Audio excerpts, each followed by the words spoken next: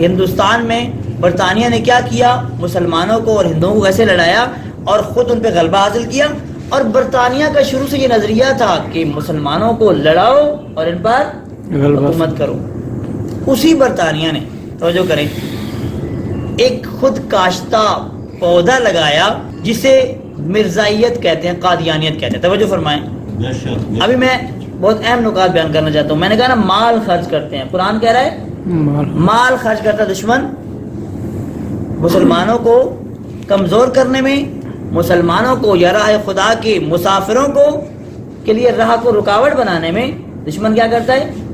مال خرچ کرتا ہے، پیسہ خرچ کرتا ہے. اب آپ توجہ کریں، برطانیہ نے جو کام کیا اس زمانے میں، ایک طرف اہل سنت میں سے ایک فرقہ نکالا جس کو قادیانیت کہتے ہیں، اور شیعوں کے اندر سے ایک فرقہ نکالا جسے بہائیت کہتے ہیں.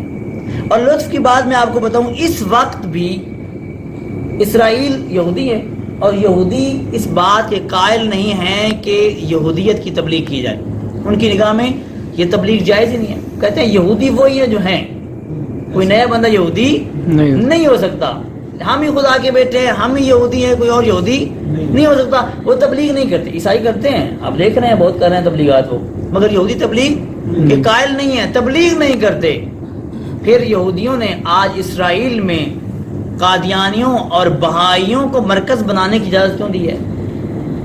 اور آپ کو میں ایک نیا یہ نقطہ بھی بتا دوں کہ اسرائیل کا وجود کب آیا ہے دنیا پہ؟ کب وہ وجود میں آیا ہے اسرائیل؟ 1947 میں جب پاکستان بنے، انہی ایام میں اسرائیل بنایا گیا. اس سے پہلے قادیانیت وہاں پہ موجود تھی.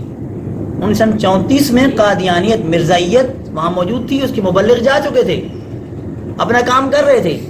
لہذا ہم کہہ سکتے ہیں کہ وہاں پر اسرائیل کو لانے میں جتنا کردار امریکہ کا ہے اس سے کم قادیانیوں کا، مرزائیوں کا اور دشمنان اسلام کا نہیں ہے. انہوں نے بھی کردار ادا کیا. مگر قادیانیت کیوں پھیلی؟ حالانکہ قادیانیت جو ہے اس کے اوپر بھی بہت کام ہوا ہے. قادیانیت کے خلاف میں آپ کو چھوٹی سی مثال دوں. 60 جلد کتاب احتساب قادیانیت کے نام سے لکھی گئی ہے. کتنی؟ 60 جلد احتساب قادیانیت. اور اس احتساب قادیانیت کے نام پہ لکھی جانے والی 60 جلد میں سے ہر جلد کے اندر 5-6 کتابیں موجود ہیں. علماء بزرگ اہل سنت، بڑے بڑے علماء ہیں، ان سب علماء کی کتابیں ان کی کتاب سے موجود ہیں اس کے اندر. اور وہ بہت بڑا یعنی ایک سرمایہ ہے، 60 جلدیں. اس کے علاوہ آپ کے پاکستان کی سرزمین کے جو بڑے بڑے علماء ہیں، جیسا کہ اہل سنت میں سے دیوبندی مسلک میں سے مولانا مودودی تھے، ان کی کتاب موجود ہے قادیانیوں کے خلاف. اسی طرح احسان الہی ظہیر اہل حدیث میں سے، ان کی کتاب موجود ہے قادیانیوں کے خلاف. اسی طرح جو ہے ڈاکٹر طاہر القادری بریلیوں میں سے ہیں، ان کی کتاب موجود ہے قادیانیوں کے خلاف. اتنی کتابیں ہونے کے باوجود یہ لوگ پھیلتے گئے. کیوں؟ اس لیے کہ ان کے پیچھے استعمار تھا، ان کے پیچھے طاقتیں تھیں. میں عرض کر رہا ہوں کہ جتنے بھی مذہب بنے اسلام کے اندر، فرقے بنے ہیں، ان کے بہت سارے عوامل ہیں. ایک عامل مثلا کسی کی ذاتی رائے، دوسرا عامل مثلا جس کی ذاتی رائے ہے وہ کیوں کر رہا ہے؟ دین کی خاطر یا کرسی کی خاطر یا دنیا کی خاطر، شہرت کی خاطر. یہ سارے عوامل اور اسباب ہیں. ان میں سے ایک بہت بڑا سبب جو فرقہ بندی کا ہے جو مسلمانوں میں بنے ہیں وہ حکومتیں ہیں. ہر زمانے کی حکومتوں نے، اب صدر اسلام سے دیکھیں، حکومتوں نے فرقہ بندی، جو فرقہ ان کے لیے مفید تھا اس کو جو سپورٹ کی، اس کو آگے لائے، اس کو بڑھایا. آپ تاریخ دیکھیں، مثلا معتزلہ ایک فرقہ ہے اور مامون الرشید کے زمانے میں ان کو بہت سپورٹ ہوئی. اس کے مقابلے میں جو نظریہ تھا وہ اہل حدیث کا تھا، امام احمد بن حنبل کا تھا. امام احمد بن حنبل کو 1 سال جیل میں رکھا گیا. تو ہمارے اس کے بعد امام احمد بن حنبل کے جب اہل حدیث کا عروج آتا ہے اور متوکل کا زمانہ آتا ہے تو پھر جو ہے وہ فرقہ جو معتزلہ تھا آہستہ آہستہ وہ زوال پذیر ہوتا گیا. تو یہ ہوتا رہا ہے. بنو امیہ نے بھی ایسے کیا ہے. جو نظریات ان کے لیے مفید تھے ان کو انہوں نے سپورٹ کیا. بس نظریہ جبر ہے کہ جو کام کرتا ہے اللہ کرتا ہے، اس انسان کا اس میں کوئی عمل دخل نہیں ہے. اس کو انہوں نے سپورٹ کیا. انہوں نے کہا کہ یہ پھیلاؤ تاکہ یزید کی حکومت بھی ٹھیک سمجھی جائے. اور پھر قادیانیوں پہ الحمدللہ آپ کی دعا سے میں نے 10 سال 12 سال ہو گئے ان پہ کام کرتے ہوئے، اور ان کے ساتھ میری باقاعدہ محفلیں ہوئی ہیں، میں نے ان پہ لکھا ہے، بہت کچھ لکھا ہوا میرا آپ کو مل سکتا ہے. بہت اہم ٹاپک ہے، اور اس پہ اگر میں آپ سب بیان کرنا چاہوں تو 5-6 گھنٹے کی نشست بھی کم ہے ہمارے لیے، کافی نہیں ہے. محمد قادیانی 1835 میں پیدا ہوا. اب دیکھیں کس طرح تعلق ہے استعمار کے ساتھ ان کو بنانے والوں کے ساتھ. 1835 میں پیدا ہوا یہ ہندوستان میں، ہندوستان کے ایک گاؤں میں جسے قادیان کہتے ہیں. ان کے ابا و اجداد تو لاہور کے تھے، ادھر سے گئے ہوئے تھے. تو بہرحال یہ جب پیدا ہوا اور جس ماحول میں رہتا تھا وہاں ماحول ایسا تھا کہ اس زمانے میں اگر خط پڑھنا ہوتا تو بندے ڈھونڈنے پڑتے تھے کہ یہ خط آیا پڑھو. علم کی کمی اتنی تھی. ایسے زمانے میں اگرچہ یہ سنی تھے، انگریز وہاں موجود تھا، اور اس کے والد اور اس کے بھائی انگریز کے خاص آدمیوں میں سے تھے، ان کی فوج میں شامل تھے.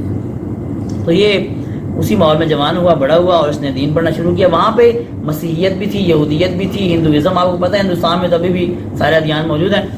تو یہ مناظرے کرتا، بحثیں کرتا، تو آہستہ آہستہ جو ہے یہ مذہبی انسان بنتا گیا، اور اس نے مناظرے شروع کر دیے عیسائیوں کے ساتھ. کتابیں بھی لکھنی شروع کر دیں. برہان احمدیہ ان کی کتاب مشہور ہے 4-5 جلدوں میں. لوگوں کا رجحان اس کی طرف بنا کہ یہ تو بڑا پڑھا لکھا آدمی ہے اور بڑا مذہبی آدمی ہے، اہل سنت علماء عوام کا. جب ان کے قریب ہوئے تو آہستہ آہستہ جو ہے یہ پھیلتے گئے، اور انہوں نے اپنی ایک جماعت بنانا شروع کر دی. میرے پاس ابھی ٹائم نہیں ہے وغیرہ میں ڈیٹیل بتاتا کیسے جماعت بنی، کون کون جماعت میں شامل تھا، وہ سارا ہے موجود ہے کتابوں میں. میں نے عرض کیا کتابیں اتنی لکھی جا چکی ہیں، اتنا کاغذ لگایا گیا ہے ان کے خلاف، اس کے باوجود چونکہ ان کا رائے حل کچھ اور تھا اور ہے. اور ابھی اس وقت اس طرح وہ بھی فرما رہے تھے ضرورت ہے بیداری کی، لیکن یہ ہے کہ لوگوں کو آشنائی دی جائے، آگاہی دی جائے. ہمارے علماء اور ہمارے دینی طلاب صحیح طریقے سے آگاہ نہیں ہے قادیانیت سے. بیان کرنے والوں کو نہیں پتہ قادیانیوں کے بارے میں، یقین کریں ڈیٹیل سے نہیں پتہ. پھر آپ نوجوانوں کو کیسے سمجھائیں گے؟ یہ کوئی انگلش میں نہیں لکھا ہوا ان کا مواد، یا فارسی میں، اردو میں لٹریچر بڑا سارا ان کا اپنا بھی اور ان کے مخالفین کا لٹریچر سارا کس میں ہے؟ اردو میں. آپ پڑھیں اور پڑھائیں، بیان کریں. ہاں ہر بندے کو تو میں نہیں کہتا کہ پڑھے، کیونکہ اس طرح بندہ گمراہ بھی ہو جاتا ہے. مرزا جو ہے آہستہ آہستہ پھیلتا گیا، اور اس کا بھی کہتا ہے میں مجدد ہوں. ٹھیک ہے، یہ بھی روایات اگرچہ موجود ہیں اہل سنت میں مجدد کی، لیکن اس کے بارے میں نہیں تھی. کہا میں مجدد ہوں، کبھی کہا کہ میں جو ہے آدم ہوں، کبھی کہا میں مریم ہوں، کبھی کچھ کہا، کبھی کرتے کرتے بہت سارے لوگ ان کو چھوڑنا شروع ہو گئے. اور پھر آخر میں جو ہے یہ کہہ دیا کہ ہاں، یہ کہا کہ میں مہدی ہوں. یہاں سے دیکھیں مہدی ہوں، کیونکہ ہماری روایات بہت زیادہ ہیں. مہدویت کے بارے میں شیعہ سنی کے اندر روایات موجود ہیں تمام کتب میں کہ امام مہدی آئیں گے. فرق صرف یہ ہے کہ شیعہ کہتے ہیں آ چکے ہیں، اہل سنت کہتے ہیں کہ آئیں گے. لیکن اس میں کوئی شک نہیں ہے کہ آنا ہے، ظہور ہونا ہے ان کا.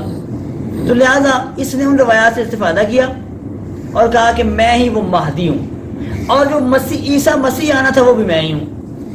دونوں چیز. اور کہا کہ مہدی اور عیسیٰ ایک ہی ہے.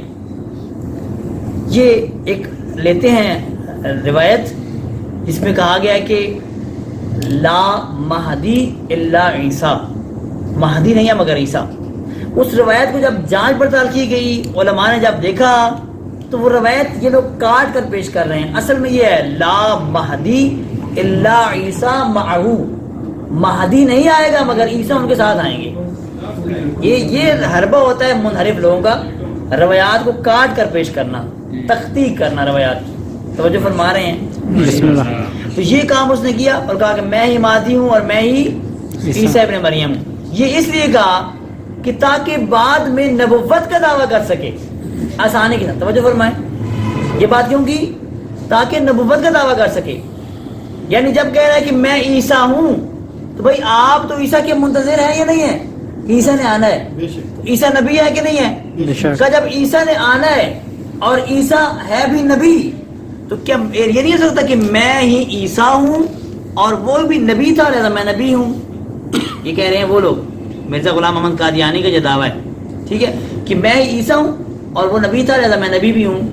اب یہاں سے ایک نیا دعویٰ شروع ہو گیا نبوت کا کہ نبوت ختم نہیں ہوئی. اور کہا کہ میرے اوپر جو ہے وہ چادر محمدیت اوڑھ دی گئی ہے، میں جو ہے وہ ذلی اور بروزی نبی ہوں، یہ ہے وہ ہے. اب بات یہ ہے کہ جب یہ لوگ کہتے ہیں کہ دیکھیں جی ہم تو پیغمبر اسلام سے عشق رکھتے ہیں، ہم ان کے عاشق ہیں، ہم جو ہے ان سے محبت کرتے ہیں، ہم انہی کی تبلیغ کرتے ہیں، ہم انہی کے خادم ہیں. ہمارا سوال یہ جب تم کہہ رہے ہو کہ مرزا غلام احمد قادیانی یعنی پیغمبر کا دوبارہ ظہور، جب تم کہتے ہو اشہد ان محمد رسول اللہ، ہمیں یہ بتاؤ کس محمد کو کہہ رہے ہو کہ میں گواہی دیتا ہوں؟ وہ محمد جو دنیا سے چلے گئے، یا اس محمد اس بنا رہے ہو جس کو کہہ رہے ہو کہ یہ اس کا دوبارہ ظہور ہے؟ یہاں ڈنڈی مارتے ہیں وہ لوگ. توجہ فرما رہے ہیں؟ ہم کہتے ہیں کہ دیکھو یہ تو پیغمبر اسلام کے نام لیوا ہیں اور یہ خود کہہ رہے ہیں کہ ہم تو پیغمبر کے عاشق ہیں، یہ ہے وہ ہے. تو جب یہ کہتے ہیں کہ یہ دوبارہ ظہور ہے پیغمبر کا، تو پھر کس کو محمد مان رہے ہو؟ اس محمد کو، اس کو مرزا کو جو آیا ہے اس کو محمد مانتے ہو اور اس کا نام لیتے ہو کلمے میں، یا اس کا جو خدا کا آخری نبی تھا؟ قادیانیوں سے بحث بنتی نہیں ہے، کرنی چاہیے نہیں، یہ تو جدا کی بات ہے. بحث اس لیے نہیں بنتی کہ ہمیں جب یقین ہے کہ ختم نبوت ہو چکی ہے، پھر بحث کرنے کا مطلب یہ ہے کہ آپ کو شک ہے اس میں. یہ کہنا کہ بحث کرنی ہے یا نہیں کرنی، یہ تو بات ہی دور کی ہے. بحث کرنی چاہیے علمی باقی لوگوں سے، مگر ان لوگوں سے ختم نبوت پہ بحث نہیں کر سکتے آپ، کیونکہ ہمارا عقیدہ ہے کہ پیغمبر کے بعد کوئی نبی نہیں آئے گا، تو لہٰذا ان سے بحث کرنے کا کوئی توقع نہیں بنتا. تو یہ ہے اس حوالے سے بہرحال بہت ساری تفصیلی باتیں ہیں. 4 اختلافی عقائد ہیں ان کے ہمارے ساتھ. سب سے پہلا جو ہے وہی مہدویت والا ہے، یہ کہتا ہے میں مہدی ہوں. دوسرا عیسیٰ والا ہے علیہ السلام والا، کہتا ہے کہ میں عیسیٰ ہوں، اور یہ کہتا ہے کہ عیسیٰ مسیح جو وفات پا چکے ہیں، اور ان کے نزدیک سری نگر میں ان کی قبر ہے، کشمیر میں. یہ سب کچھ لکھا ہے ان کی کتابوں میں. اور چوتھی بات یہ کہتے ہیں، تیسری بات یہ کہ کہتا ہے کہ میں نبی ہوں اور ذلی نبی ہوں. اور یہ اس کے باقاعدہ جملے موجود ہیں کہ ابھی الفاظ مجھے کامل یاد نہیں ہے. اس میں یہ ہے کہ خدا کا شکر ہے یا خدا کی کیا شان، اس خدا کی کیا شان ہے کہ جس نے قادیان میں اپنا نبی اتارا. جو نبی ہوتا ہے اس کی سچائی کے بارے میں اگر آپ دیکھنا چاہتے ہیں کہ وہ نبی ہے یا نہیں، چند چیزیں. ایک معجزہ ہوتا ہے، اور ایک یہ ہوتا ہے کہ ان کی زندگی کی جو پہلی زندگی ہے وہ دیکھی جاتی ہے کیسی تھی. یہ مختلف چیزیں ہیں جو نبوت کو ثابت کرتی ہیں. ان کی پہلی زندگی، آپ ان کی کتاب ہے سیرت مہدی، ان کے بارے میں لکھی ہے ان کے بیٹے نے سیرت مہدی. اس میں خود لکھا ہے، آپ ہنسیں گے کیا بتاؤں میں اس کو اپنی شان کے خلاف سمجھتا ہوں، کیونکہ علمی بحث میں ہم لطیفہ بازی اور کسی کے اوپر ہٹ نہیں کرنی چاہیے. وگرنہ انہوں نے خود جو کوئی لکھا ہے کہ سرکار جو ہیں وہ بچپن میں گڑ یا چینی جو ہے وہ اپنی جیب میں ڈال لیا کرتے تھے، اور ان کے کپڑے اتنے گندے ہوتے تھے، خود لکھتے ہیں. اور یہ ہے کہ ان کو بچپن میں اتنے دھوکے دیے جاتے تھے کہ یہ اپنے والد کی پینشن کھا گئے، اور بندہ ان کا رشتہ دار تھا امام دین، اور وہ ان کو لے کے چلا گیا. عجیب و غریب ان کی باتیں جو ہے وہ لکھی ہوئی ہیں ان کتابوں میں. ہنستا ہے بندہ. تو ایسا بندہ جو ہے وہ نبوت کا دعویٰ، اور یہ بارہ لوگ ہمیں تو کہنے نہیں چاہیے. اب ہمیں یقین ہے کہ ختم نبوت ہو چکی ہے. تو یہ تو بہرحال میں آپ کو ویسے بتا رہا تھا کہ یہ سب چیزیں ان کی کتابوں میں موجود ہیں. لہٰذا یہ نبوت کا دعویٰ کرتا ہے. چوتھا جو اس نے کام کیا ہے، جو میں نے کہا کہ استعمار نے ان کو بنایا ہے، وہ یہ ہے کہ استعمار کے کہنے پہ اس نے ہندوستان میں اس زمانے میں جہاد کو ممنوع قرار دلوایا ہے. کہا کہ جہاد حرام ہے. کہا کہ پیغمبر کے زمانے میں جہاد تھا، اب نہیں ہو سکتا. بھائی دیکھیں جہاد کی دو قسمیں، ایک ہوتا ہے جہاد ابتدائی اور ایک ہوتا ہے جہاد دفاعی. ابتدائی یہ ہے کہ آپ کسی کے ساتھ لڑنا چاہتے ہیں تو یا نبی بتائے یا امام بتائے، وقت کا امام بتائے کہ بھائی جنگ کرنی ہے یا نہیں کرنی. مگر جہاد دفاعی، اب ہم یہاں پر بیٹھے ہیں، کوئی آ جاتا ہے ہمیں مارنے کے لیے، تو ہمیں کیا کرنا چاہیے؟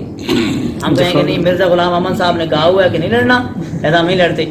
ہم اندر جا کے جو ہے چھپ جاتے ہیں، یا ہمیں کوئی مار کے چلا جائے، ہماری عزت و ناموس کو لوٹ کے چلا جائے کوئی.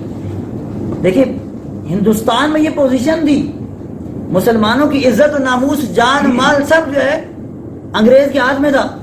اس زمانے میں انہوں نے فتویٰ دلوایا اس سے، کیونکہ ان کے گھر کا بندہ تھا، اس کا بھائی اس فوج میں تھا، اس کا باپ فوج میں تھا. فتویٰ دلوایا کہ تم کہو کہ جو ہے جہاد حرام ہے. اس نے جہاد کو حرام قرار دیا. اور جو اس نے ملکہ، اس زمانے کی جو ملکہ تھی، ان کو جو لیٹر لکھے ہیں، ان کی جو تعریفیں کی ہیں، فضیلتیں پڑھی ہیں، آپ وہ دیکھیں تو حیران ہو جائیں گے. نبی تو کیا ہے، اس کو ایک عام اچھا انسان ماننا بھی میں سمجھتا ہوں جرم ہے. جب آپ وہ پڑھیں گے تو وہ جملے کہ اتنا گھٹیا رکھتے ہیں اور گھٹیا باتیں، ایک شخصیت جس کے لوگ احترام کرتے ہیں وہ کر رہے ہیں. تو یہ بہرحال سیالکوٹ میں آئے، یہاں پہ انہوں نے جو ہے ایک کچہری میں کام بھی کیا، اور یہاں پہ علامہ ڈاکٹر محمد اقبال رحمۃ اللہ علیہ کے والد نور محمد جو تھے وہ بھی ان سے متاثر ہوئے. اور پھر لوگ کہتے ہیں کہ علامہ بھی ان کے متاثر تھے. ایسی بالکل بات نہیں ہے. ڈاکٹر علامہ محمد اقبال کی جو بہت ساری چیزیں ہمارے پاس موجود ہیں، دلائل ہیں، اور آج جو دشمنی رکھتے ہیں قادیانی ان کے ساتھ، وہ بھی یہی وجہ ہے.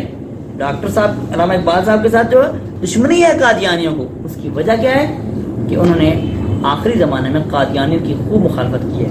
شروع میں جو انہوں نے کہا تھا، تو میں بھی ابھی آپ کو کہہ رہا ہوں کہ جب شروع میں جماعت بنی تو اس وقت یہ نہیں تھا ایشو کہ یہ کون ہے کیا ہے، ایک مسلمان جماعت تھی، کام کر رہے تھے، یہ ساری چیزیں تھیں. تو بہرحال مرزا غلام احمد قادیانی 1908 میں فوت ہوتے ہیں. ان کے بعد ان کا پہلا خلیفہ، اب دیکھیں خلافت والا نظام، خلافت کا نظام بنایا گیا. ایک بات تو میں اور نوٹ آپ کر لیں کہ جب پوچھا جاتا ہے کہ بھائی مرزا غلام احمد قادیانی کو نبوت کیوں ملی، تو جواب میں کہتے ہیں کیونکہ وہ خداوند عالم کی اطاعت کے اس درجے پہ فائز تھے کہ اللہ نے ان کو ذلی نبوت دے دی. تو میرا سوال ان سے یہ ہے کہ صحابہ کرام میں یا اہل بیت اطہار میں کوئی ایسا شخص نہیں تھا جو مرزا سے زیادہ مطیع ہو اللہ کا.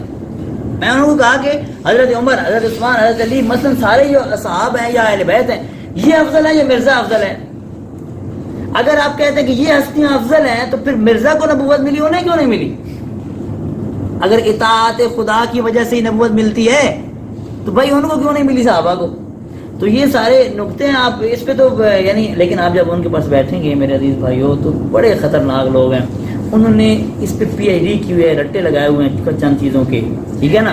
اب میرے ساتھ مجھے دوستان گروپ میں ایڈ کر دیتے ہیں، آپ یہ ان کو جواب دیں جواب. میں نے کہا میں ان کو دے کے تھک مجھے پتہ ہے ان کے پاس کیا ہے. اور الحمدللہ اس پہ بہت سارے علماء نے کام کیا ہے.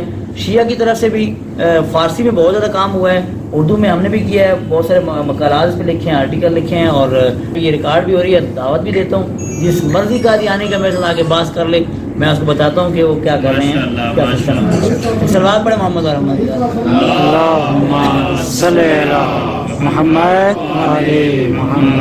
دیکھیں کافر ہیں اور ختم نبوت ہم ان سے بات نہیں کرتے، نہیں کرنی چاہیے، لیکن وہ جو پھیل رہے ہیں اس کو روکنے کے لیے جو ان کے باقی نظریات ہیں وہ لوگوں کے سامنے برملا کرنے ہیں، لوگوں کو بتانا ہے کہ بھائی یہ کیا کر رہے ہیں.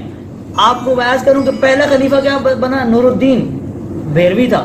اس کے بعد ان کا اپنا بیٹا بشیر الدین محمود احمد، جو ایسا خلیفہ ہے جس نے، خلیفہ تو میں کیا کہوں، بارہ جو انہوں نے بنایا تھا، وہ ایسا فرد ہے کہ جس نے اس جماعت کو پوری دنیا میں پھیلایا ہے.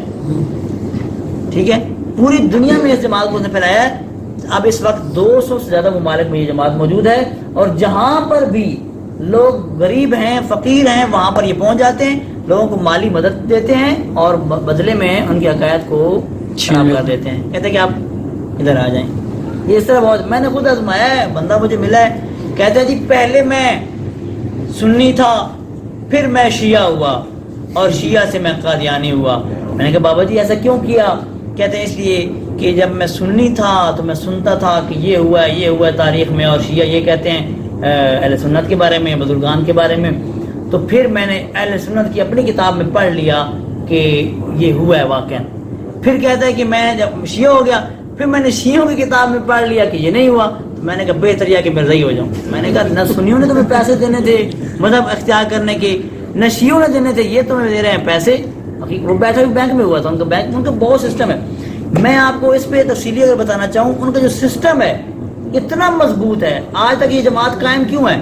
ان لوگوں کا اتنا سسٹم اقتصادی مضبوط ہے. ان کا ہر بندہ تنظیمی ہے. بچوں کی الگ تنظیم ہے، جوانوں کی الگ تنظیم ہے، بوڑھوں کی الگ تنظیم ہے، خواتین کی 2-3 قسم کی تنظیم ہے. ہر بندہ تنظیمی ہے، اور تجربہ جب بڑھتا جاتا ہے اس کے لیے عہدے بھی بڑھتے جاتے ہیں. اور صنعت کے اعتبار سے خود کفیل بنے ہوئے ہیں. یہ لوگ خود کام کرتے ہیں، یہ خود اپنا کام کرتے ہیں. مثلا لوہے کا کام ہے انہوں نے خود کرنا ہے، چمڑے سے جو چیزیں بنتی ہیں انہوں نے خود بنانی ہے. یہ کام ہاسپٹل آج آپ لوگ بھی جاتے ہیں ان کے پاس، تو پیسہ استعمار دے رہا ہے. ہم نے اس پہ باقاعدہ مقالہ لکھا ہے جس کا عنوان یہ ہے کہ قادیانیت اور استعمار. اس طرح ایک مقالہ لکھا ہے جس کا عنوان ہے قادیانیت اور اسرائیل. اسی طرح جو ہے ان کے باقی تعارف سارا جو ہم نے کروایا ہے مختلف آرٹیکلز میں وہ موجود ہے. کہنے کا مقصد یہ ہے کہ یہ لوگ جو ہیں اس وقت کام کر رہے ہیں، دنیا پوری میں کام کر رہے ہیں، لیکن ان کا جو ہے طریقہ کار وہ یہ ہے کہ غریب ممالک میں جاتے ہیں جہاں لوگوں کو پیسہ چاہیے، وہاں پہ جاتے ہیں اور وہاں پہ جو ہے اپنے عقائد کو پھیلاتے ہیں. اس کو روکنا بہت ضروری ہے. جس طرح اسرائیل وجود میں لایا گیا، اس طرح روا جو ہے آپ کے پاکستان میں یہ چنیوٹ کے ساتھ روا، یہ 1948 میں اسی مرزا بشیر الدین محمود احمد نے لایا، اور یہ وہاں پہ موجود ہے اور آج ان کا مرکز بنا ہوا ہے. تو ان پہ فعالیت ممنوع ہے پاکستان میں حکومت کی طرف سے. بھٹو کے دور میں ممنوع قرار دی گئی ان کی فعالیت, ایکٹیویٹیز ان کی کوئی یہ نہیں کر سکتے, آزان نہیں دے سکتے, مسجد نام نہیں رکھ سکتے, بیعت رکھتے ہیں یہ لوگ نام. ٹھیک ہے, میں گیا ان کے قبرستان میں, وہاں پہ لکھا ہوا تھا علیہ السلام قبروں کے اوپر, تو کاٹا ہوا تھا. میں نے کہا یہ کیوں کیا ہے؟ کہتا بس دیکھ لو یہ ہماری مظلومیت ہے, فلاں یہ وہ, یعنی فلاں خلیفہ علیہ السلام, فلاں ام المؤمنین رضی اللہ تعالیٰ عنہ, یا اس طرح یہ لکھی ہوئی تھی چیزیں, کاٹی ہوئی تھی. اگر آپ کسی مذہب کے بارے میں بات کرنا چاہتے ہیں, یاد رکھیں جب تک آپ مکمل طور پہ آشنائی نہیں رکھتے, تمام زوایا سے نہیں جانتے, آپ اس کے خلاف حرف اٹھانے کے قابل نہیں ہیں, حق نہیں رکھتے. آج جو سب سے زیادہ خطرہ ہے اسلام کو, مسلمانوں کو داخلی طور پہ, وہ نیم ملاؤں سے ہے, جن کی ایک موضوع پہ دسترس نہیں ہے, معلومات نہیں ہے, اور اٹھا لیتے ہیں اپنے پاس سے آواز. کسی بھی مذہب کے بارے میں تحقیق کرنے کا ایک اصول بتا رہا ہوں آپ کو. آپ کسی مذہب کے بارے میں تحقیق کرنا چاہتے ہیں تو عوام کو نہ دیکھیں اور مجھ جیسے خطیبوں کو نہ دیکھیں, آپ ان کی وہ کتابیں جو مین کتابیں ہیں, مین ماخذ و منابع سمجھے جاتے ہیں, ان کو پڑھیں. پھر آپ کہہ سکتے ہیں کہ واقعی یہ مذہب ایسا ہے. اور آپ اس مذہب کے بارے میں اگر ایک بات کرنا چاہتے ہیں تو ایسی بات کریں کہ وہ مذہب والے بھی قبول کریں کہ واقعی جو نظریہ تو نے بیان کیا یہ ہمارا ہے, اب غلط ہے یہ ٹھیک ہے, یہ تم فیصلہ کرو اپنے حساب سے, ہمارا یہ ہے. خداوند عالم سے دعا ہے خداوند عالم ہمیں جو ہے بصیرت عطا فرمائے اور ہمیں صحیح معنوں میں اسلام محمدی اور اسلام حقیقی کا پیروکار بنائے. الہی واسطہ محمد و آل محمد, تمام اکابرین اسلام علماء مراجع دنیا سے چلے گئے ہیں, پروردگار ان کی مغفرت فرما دے.